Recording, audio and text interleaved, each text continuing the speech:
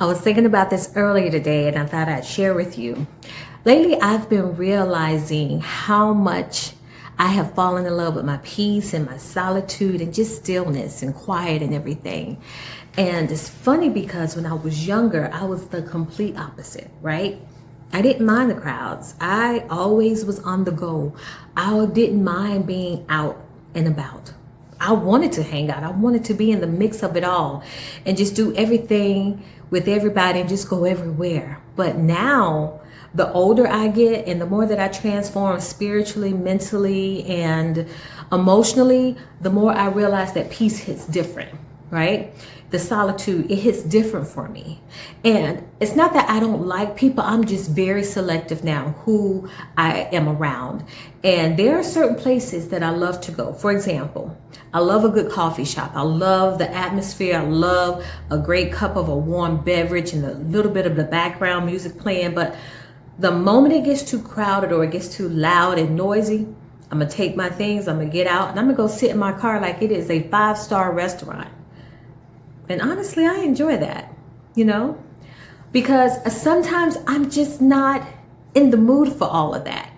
I am just trying to escape the energy of the world, and I want to go out and get some fresh air, but I just don't want everybody's energy in my fresh air. And that's what healing teaches you, It teaches you to be intentional about the spaces that you choose. Now, one thing that I love to do in my coaching practice is to make people comfortable with me. Whoever is receiving from me, I want them to feel like it's a safe space. Now, I'm not saying that I'm perfect. I'm not saying that every therapist, coach, or healer is out here living their best life and we're just so perfect, because that's far from the truth. We are transforming and healing every day. I am happy to say that I live in my own recovery from codependency. I don't hide that at all, and I don't pretend to be above the work that I'm doing. I'm doing the work right along with you. And part of the work for me is just understanding more about myself, and that's what I want for you too. Now, I am naturally a kind, warm, empathetic, and just a one person, and we live in a world that interprets that as a person that's easily manipulative, or people want to manipulate people like myself or be mean to them. But I don't always say anything. I can see it and I know it's happening, but I don't always say anything. And it's not that I'm scared to say anything. I just like to observe. I need to gather intel and information. It's like I'm building a case for myself. And I use that information to judge what my intuition has told me. Now, a lot of times I need to just listen to my intuition up front, but I don't always do that. And if you know anything about astrology, I am a Gemini sun, a Leo moon, and a Leo rising. So yes, that duality is a real one. It's one side of me is like, girl, if you don't get your behind up from this table and go home and get away from these people. And the other part of me is like, no, hold up. I want to see what's going to happen real quick. I want to see what this person is about. And then later I'm sitting there mad at myself because my intuition was screaming it and I just ignored it because I needed to gather information. But now that I understand myself, I don't shame myself for it. I just accept it. I just accept how I process things and how I learn. Everyone is different. Everyone's wiring is different. Everyone processes people and situations differently, and that is okay. So I don't want you to give yourself too much grief if you don't always get it right. But the point I really want to make and to get across to you is that I value my peace now, okay?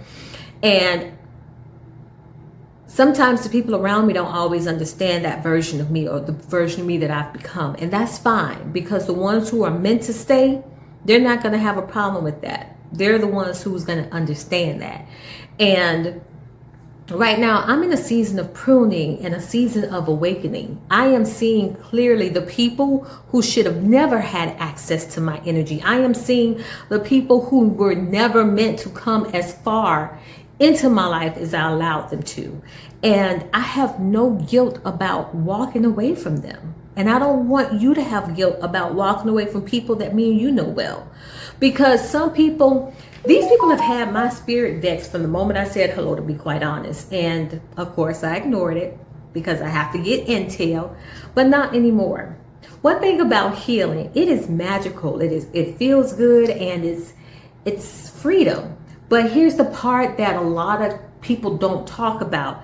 Healing is going to interrupt a lot of relationships and patterns, right? So when you grow, people don't see it as growth. They see it as you rejecting them because they're losing access to you the way they know they've had it before. They're losing a version of you that made them comfortable. They're losing a version of you that they could manipulate or guilt trip or use for emotional support.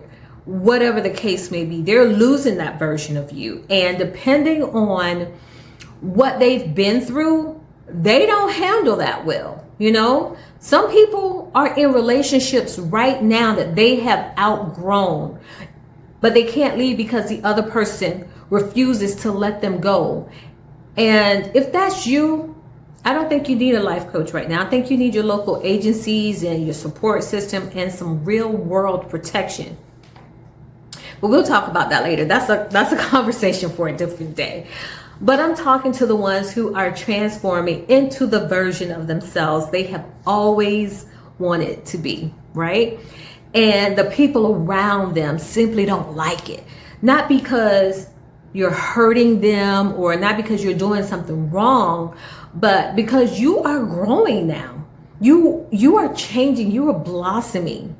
Maybe you're starting a business, or maybe you are losing weight for your health, or maybe you're building your confidence and feeling beautiful. You know, you could be breaking generational curses and patterns, and you're finally setting some real healthy boundaries. But instead of them cheering you on, they're going to make negative comments to you. They'll say things like, oh, you don't need to lose any more weight. You're going to look crazy.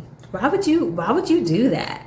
Or that business is not going to be successful. Nobody's going to buy that. That's not going to work. One of the things that I heard from somebody was, oh, you think you better now? You're moving out of the state. You think you're doing all of this and that. But listen, that stuff happens. It's real, okay?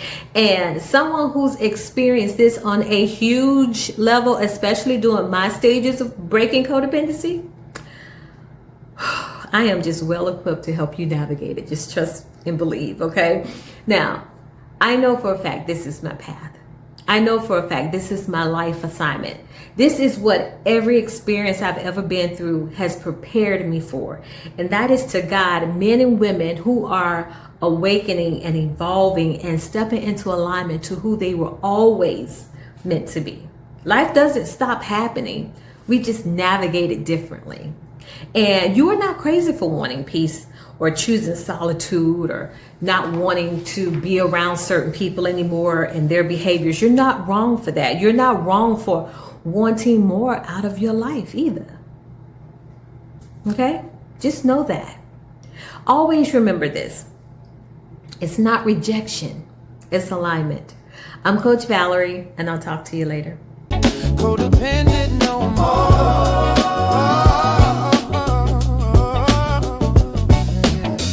These boundaries aren't walls, they're just my desire.